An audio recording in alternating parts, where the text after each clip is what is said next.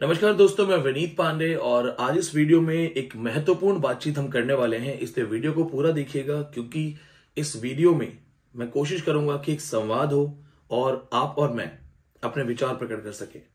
इस वीडियो में मेरे विचार जो होंगे वो जानने के बाद आपके विचार जो है वो कमेंट्स में लिखिएगा, क्योंकि मैं सारे कमेंट्स को खुद पढ़ के आंसर करने की कोशिश करूंगा।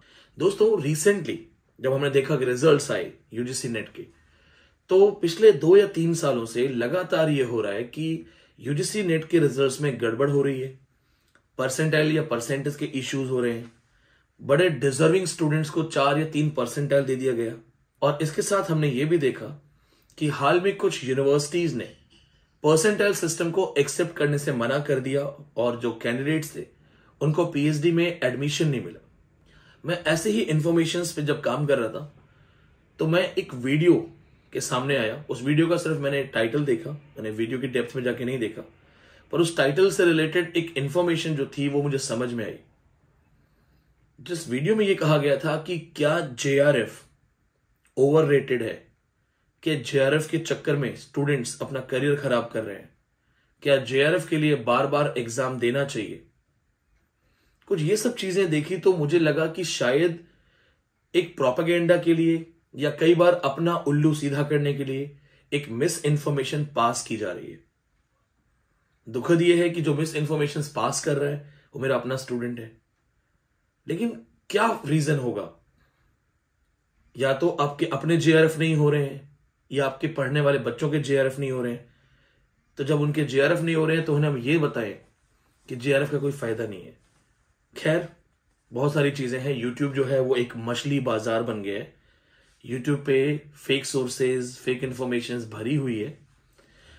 मेरा जो आज का मुद्दा है बातचीत करने का, वो अपने उन लोगों से या वो छात्रों से जो मुझे मानते हैं या मेरी बातों को सुनते और समझते हैं। दोस्तों, पेन और पेपर मेरे सामने है और मेरे पास कुछ छोटे छोटे पॉइंट्स हैं। कुछ 1-2 पॉइंट्स मैंने लिखे हैं, कुछ 1-2 पॉइंट्स मैं आपसे बात करते करते लिखूंगा। मैं 2 बार जेआरएफ हूं, डबल जेआरएफ। लेकिन यही बात आपको सरप्राइज भी करती होगी कि जेआरएफ करके तो लोग पीएचडी करते हैं, तो विनीत सर ने 2-2 बार जेआरएफ करके पीएचडी क्यों नहीं की? खैर, इसकी कहानी अलग है, किसी और वीडियो में मैं बताऊंगा। देखिएगा जरूर, क्योंकि वो वीडियो जो मेरे दोनों जेआरएफ और जेआरएफ के बाद पीएचडी ना करने की कहानी होगी, वो एक्चुअली कड़वी सच्चाई होगी। क्या जेआरएफ और नेट दोनों सेम है? ये पहला सवाल है हमारा। क्या नेट और जेआरएफ बराबर है? दोस्तों, अगर नेट और जेआरएफ बराबर होता तो यूजीसी नेट का जब फॉर्म भरा गया था तो वहां पे अलग से पूछने की जरूरत नहीं थी कि आपको नेट चाहिए या जेआरएफ चाहिए। यूजीसी नेट या नेट की एलिजिबिलिटी, नेशनल एलिजिबिलिटी टेस्ट, वो सिर्फ और सिर्फ एक रेखा है। उस रेखा को आप पार कर जाते हो, आप सक्षम हो जाते हो, एलिजिबल हो जाते हो, योग्य हो जाते हो असिस्टेंट प्रोफेसर बनने के। हालांकि इसमें बहुत सारे अब झोल शुरू हो गए हैं, इसके लिए भी अलग वीडियो बनाएंगे। जेआरएफ क्या है? Junior research fellowship. JRF actually उन लोगों के लिए होता है जो नेट में बहुत अच्छा स्कोर करते हैं। नॉर्मली नेट के पासिंग स्कोर से 5 से 6% ज्यादा का स्कोर करते हैं, उनको जूनियर रिसर्च फेलोशिप मिलती है। क्या है ये फेलोशिप? आज अगर मैं करंट सिनेरियो की बात करूं तो ये अप्रॉक्स आपका 37,000 है। 37,000 पर मंथ लोगों की सैलरी नहीं होती है। आप पीएचडी करना चाहते हैं, नेट क्वालिफाइड कैंडिडेट भी पीएचडी करना चाहता है। अगर आप मेहनत से पढ़ते हैं और आप नेट से 5 या 6% ज्यादा ले आते हैं तो आपको जूनियर रिसर्च फेलोशिप मिलती है, जेआरएफ मिलता है, और जेआरएफ मिलने के साथ आपको पीएचडी में एफिलिएट होना होता है 2 साल के अंदर। अब बात करते हैं क्या है जेआरएफ। जेआरएफ एक फैसिलिटी है जिसमें फेलोशिप दी जाती है उन डिजर्विंग बच्चों को जो पीएचडी में आगे जाना चाहते हैं, ताकि वो अपनी पढ़ाई को सेल्फ फंडेड कर सकें, यानी कि अपनी पढ़ाई का खर्चा स्वयं उठा सके, वहन कर सके। नेट जेआरएफ देने वाले बच्चों की एक एवरेज एज जो है वो 25 से 27 साल होती है। लोग 22 साल 23 साल से शुरू कर देते हैं, 45-48 साल तक भी लोग एग्जाम देते हैं। एक्सेप्शनल केसेस में मैंने 60-60 साल के लोगों को देखा है। 25 से 27 साल की जो एज होती है जिसमें आप एग्जाम दे रहे होते हो, यही एक एज ऐसी होती है जिस वक्त आप पे शादी का प्रेशर होता है। खास करके लड़कियां जिन पे ये प्रेशर होता है कि अगर तुमने ये एग्जाम नहीं पास किया तो तुरंत शादी कर देंगे। अच्छा, एक एग्जाम दे दो, शादी कर देंगे। आप एग्जाम के बहाने अपनी शादी 6 महीने टालते हो, 8 महीने टालते हो, क्योंकि आप पढ़ना चाहते हो। वो लड़के जिनके घर वाले कह रहे हैं बहू ले आओ, शादी कर लो, लेकिन उनके पास अभी कोई नौकरी का ऑप्शन नहीं है, अर्निंग का ऑप्शन नहीं है और उन्हें पीएचडी करनी। जेआरएफ ऐसे कैंडिडेट्स को ना केवल एक मंथली फेलोशिप देता है, बल्कि एक मौका देता है कि वो अपने खर्चे भी उठा सकते हैं और रिसर्च भी कर सकते हैं, यानी कि ये एक सहूलियत है। तो सबसे बड़ी चीज जेआरएफ क्या है दोस्तों? नेट जेआरएफ के अंदर जेआरएफ उन बच्चों के लिए जिनको पीएचडी को आगे करना है, अच्छे से करना है, अगर वो इस लेवल तक पहुंचते हैं तो उनके लिए एक सहूलियत है, क्योंकि लगभग 37,000 रुपए पर मंथ और लगभग 2.5 साल तक मिलते हैं। अगर आपका गाइड उसको एक्सटेंड करवा दे तो आप एसआरएफ सीनियर रिसर्च फेलोशिप इसमें भी जाकर के और ज्यादा अच्छे से रिसर्च कर सकते हैं। एसआरएफ के पैसे भी बढ़ जाते हैं, फिर वो लगभग आपका 44,000 रुपए हो जाएगा। अब एक सवाल आता है कि जेआरएफ करना जरूरी है क्या? दोस्तों, कौन नहीं चाहता उसके पैसे बचे, उसका खर्चा बचे और हो सके तो वो कुछ पैसे बचा के अपने घर पे दे दे। अगर आपको 37,000 रुपए पर मंथ मिलते हैं क्योंकि आप योग्य हैं, क्या गलत है इसमें?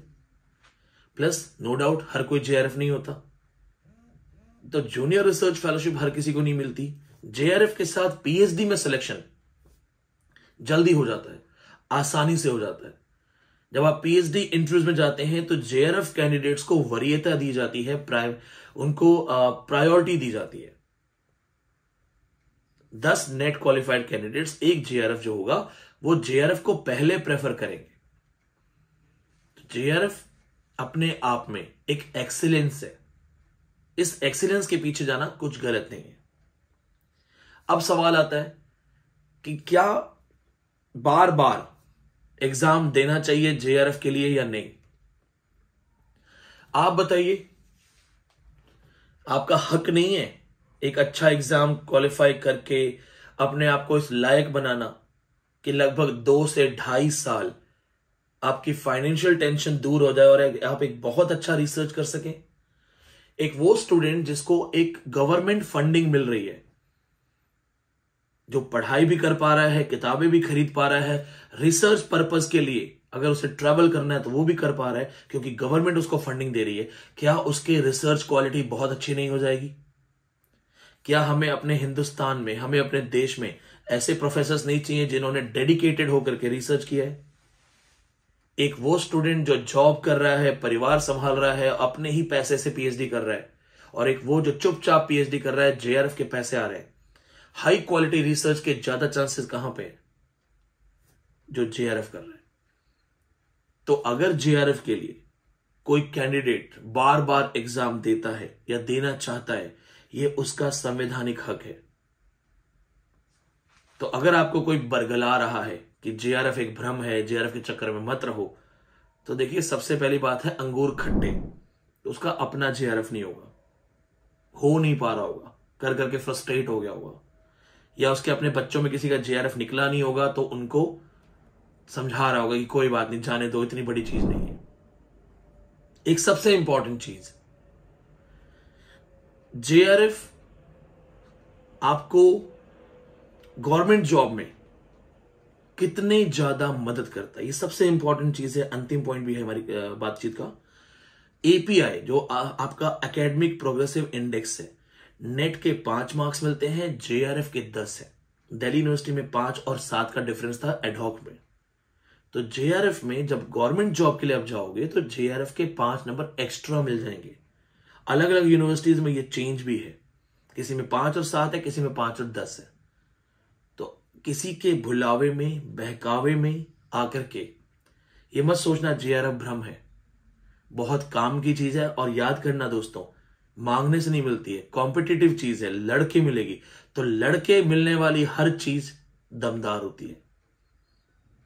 तो आपको जो भी बरगला रहे हैं या जो भी कह रहे हैं जेआरएफ ओवररेटेड है, उनको सिंपल सा मैसेज करो कि सर आपका नहीं हुआ इसलिए क्योंकि इन लोगों को इंफॉर्मेशन नहीं है, इन्हें पता ही नहीं है कि जेआरएफ की एक्चुअल वैल्यू क्या है।